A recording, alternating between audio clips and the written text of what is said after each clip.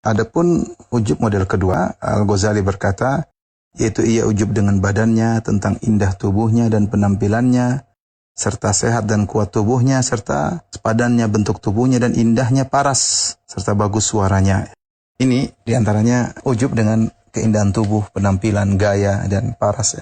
Ada orang ujub dengan penampilan, seperti dalam hadis Rasulullah menyebutkan bagaimana bainama rajulun yamshi, ada seorang berjalan, dia memakai dua pakaian yang indah, yang kemudian dia ujub karena pakaian tersebut, kemudian Allah benamkan dia dalam bumi. Jadi ada orang pernah disiksa oleh Allah dengan ujub karena dia bangga dengan pakaiannya. Jadi penampilan itu bisa membuat orang ujub. Demikian juga paras yang cantik juga bisa bikin orang ujub, paras yang tampan bisa bikin orang ujub. Maka seorang tidak boleh ujub dengan hal ini semua. Karena ketika dia memiliki paras yang cantik atau paras yang tampan, dia merasa lebih hebat daripada yang lainnya. Dia lupa bahwasanya itu semua murid dari Allah Subhanahu wa taala. Dia tidak punya andil untuk bikin dirinya tampan ya. Dan kapan saja Allah bisa cabut semua nikmat tersebut.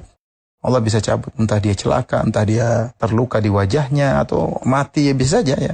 Jadi seorang tidak perlu ujub dengan parasnya. Oleh karenanya terlalu banyak dalil bagaimana dalam syariat bagaimana orang-orang yang berkulit hitam bisa mulia. Ya, seperti Bilal bin Rabah, seorang berkulit hitam dari Habasyah, tetapi Rasulullah mendengar bunyi sandalnya di surga. Demikian juga Ibnu Abbas pernah berkata kepada muridnya, "Ala adulluka ala imra'atin min ahlil jannah." Maka tunjukkan kepada engkau tentang seorang wanita penghuni surga. Hadil mar'atus sauda. Inilah perempuan berkulit hitam. Dari penampilan mungkin kalah dengan yang berkulit putih mungkin ya. Tapi lihatlah ternyata dia penghuni surga. Kenapa? Karena dia wanita yang sabar. Mungkin dalam hadis ketika ada seorang wanita berkulit hitam yang suka membersihkan kotoran di masjid. Ketika dia meninggal Rasulullah SAW tanya, mana si fulana? Suka bersih-bersih masjid kok nggak kelihatan? Kata para sahabat, dia sudah meninggal ya Rasulullah.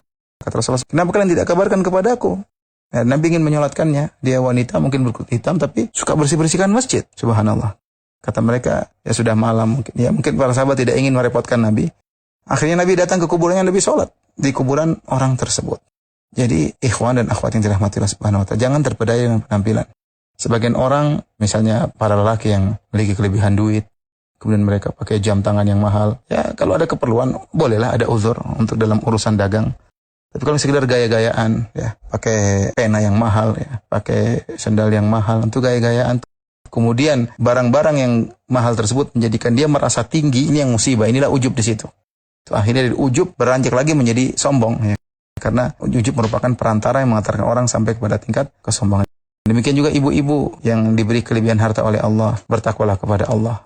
Harta tersebut bukan untuk dihambur-hamburkan membeli barang-barang mewah, barang-barang branded, yang akhirnya menipu diri seseorang. Ketika dia memiliki barang-barang branded, dia merasa dirinya tinggi, tidak merasa dirinya hebat. Dia lupa Allah tidak menilai itu sama sekali.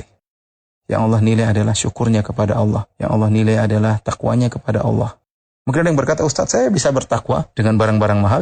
Ya Alhamdulillah kalau kau bisa. Tidak semua orang bisa demikian. Jangan menipu diri.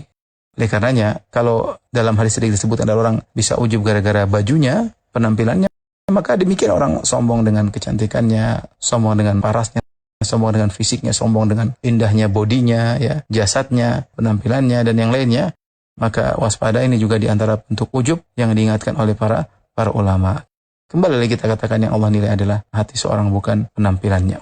Wallahu ta'ala alam bisawab.